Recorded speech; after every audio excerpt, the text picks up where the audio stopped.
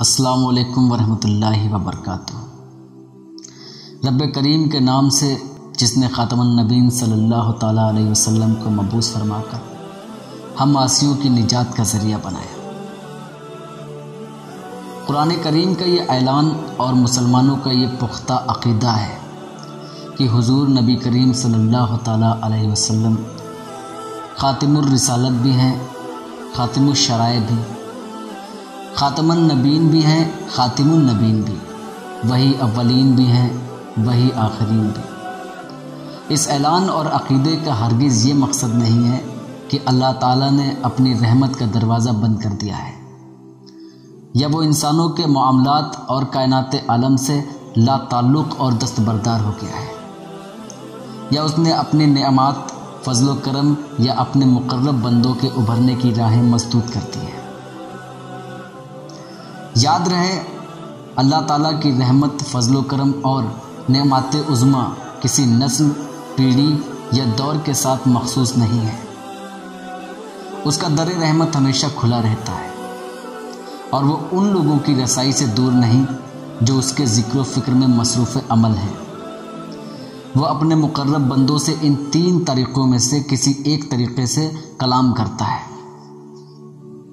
Number 1، اللہ تعالیٰ اپنے اشارات پرہیزگاروں کے دلوں یا ذہنوں میں ڈال دیتا ہے۔ نمبر 2، رویائے صادقہ کے ذریعے، جب بندہ سویا ہوا ہو، روشن خوابوں کی شکل میں یا اس پر کیفیت وجد کا غلبہ ہو۔ نمبر 3، وحی الہی کے ذریعے، جو مقرر فرشتہ حضرت جبریل علیہ السلام کے ذریعے۔ یہ تیسری صورت درجات کے اعتبار سے بلند ترین ہے، جو انبیاء کرام کے لیے مخصوص ہے، جن میں آخری اپنے پیارے نبی جناب محمد رسول صلی اللہ تعالیٰ علیہ وسلم خاتم الانبیاء ہیں۔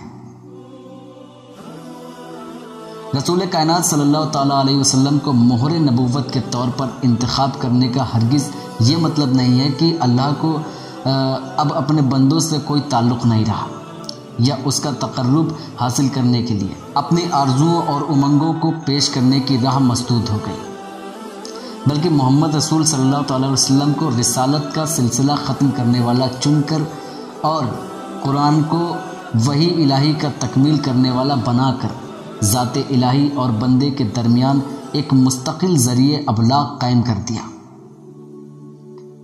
جو رہتی دنیا تک قائم رہے گا۔